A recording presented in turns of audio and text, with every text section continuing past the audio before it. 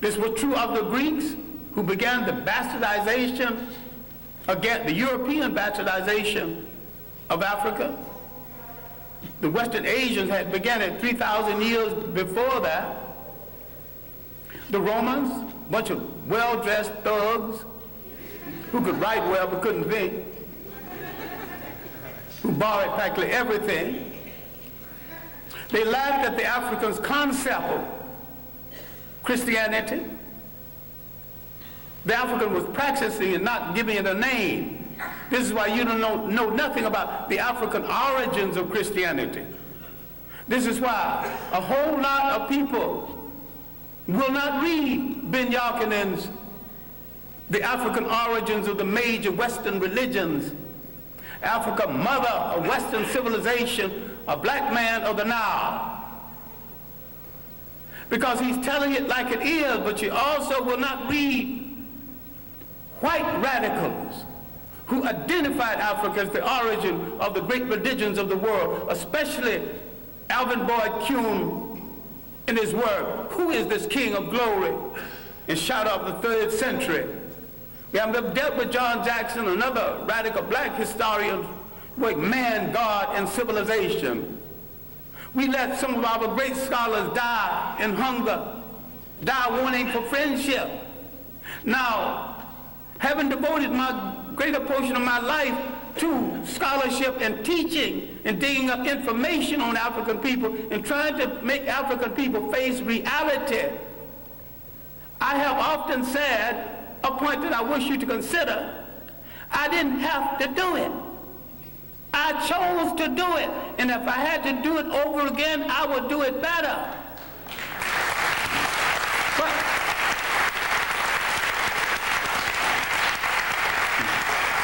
I have a lot of talent other than the talent to teach and to research. I've never met a rich man who had a better mind than me. So if I wanted to succeed as a rich man, I could have done that. I never met a crook who wasn't a fool. I could have been a good crook if I chose to be a crook. I chose to be a teacher of African history. I chose to look in the Bible where I couldn't find my people. I started looking for them in the world, and I didn't stop until I found them. And I know why they were left out of the Bible. I know why all the angels are white. You mean to tell me God is merciful, God is kind, and not one little brown or black angel sneaked into heaven? I ain't buying that. Now the Bible that you get so dewy-eyed over is one of the greatest pieces of propaganda ever written. If you want to read the Bible, why don't you read the Bible one day and read Mein Kampf the next day and see the comparison? That's hard on your mind. Because you think if you don't have Christianity, Islam, or Judaism, you don't have to have spirituality. I've got more spirituality after I put all of them down. And I've got more religion after I put all of them down. All right, now let me conclude something that has no conclusion. We have to look at the impact of Europeans on Africa. All impacts have been negative. The Romans laughed at the early African Christians. Finally, for political reasons, they stopped killing Christians and became Christians. I'm saying the Europeans became Christians for political reasons, as the Arabs became Muslim for political reasons, and as the so-called Jews became Hebrews for political reasons. People use organizations for political reasons, and what we get so dewy-eyed and think we're dealing with, the truth. If you look at indigenous African religion, belief systems, if you look at the idea when Africans had no churches of any consequence because these fools came here and said, this is the house of God, and the African looked at that church and said, if God who made the wind, the spring, made the ocean roar, and you're going to tell me he can fit into a little thing you call a church? That is no house of God. So some of them had the common sense enough to move away from it, and some had the common sense to burn it down. I'm saying that you are closer to God when the further way you get away from organized religions that are all handmaidens of conquest. The Roman Empire developed during the early period of Christianity. Remember, the Roman Empire started in Africa. It rose in Africa. It fell in Africa. A lot of people need to stop reading some religious books and read some straight history without fable, without supposition, without myth. Read straight history. Read the Mediterranean world in ancient times. She's a racist bigot, but her chronology is good. And there's a good history of the European trying to move out of Europe into the Mediterranean to find something to eat, to put on that gosh darn awful European food. He has solved his problem at the expense of other people. The slave trade liberated Europe from the depressed economy they had created with the so-called Crusades and through the famines and the plagues. Europe always solves its problems by preying on people outside of Europe. They are in a position right now that they have betrayed true socialism, which was not of European origin in the first place. And some people are confused between Karl Marx and Groucho Marx. I think a lot of people are Groucho Marxism instead of Karl Marxism. They're funny people.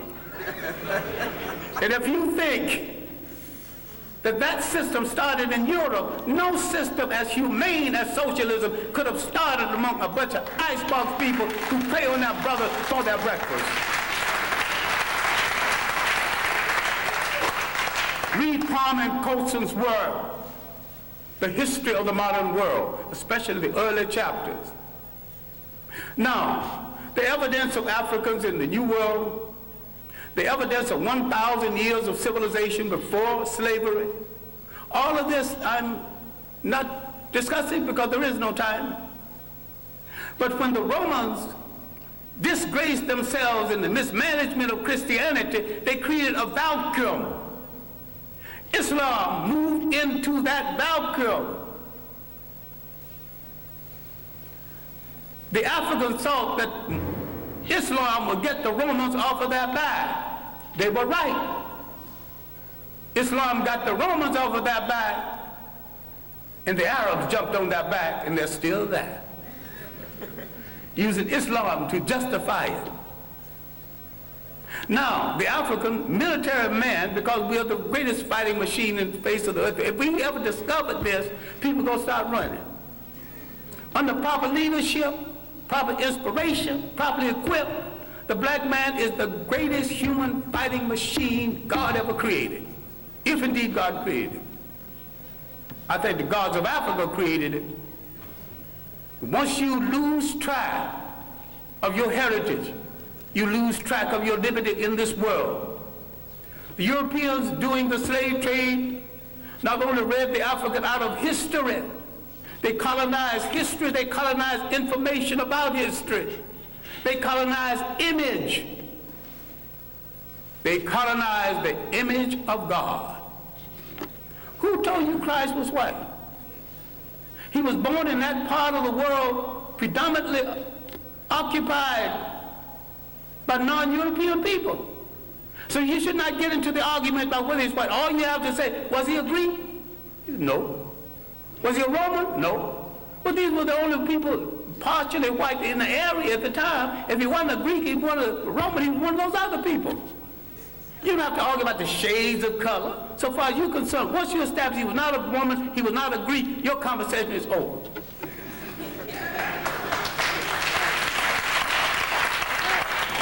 Now, if somebody else want to argue about his shade, well, that's their problem. And if you got a problem with color, then you got a problem with your mother and your father.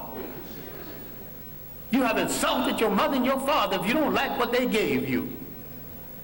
I wear mine like a badge of honor. I dig it. I wear it well. All right. Love it.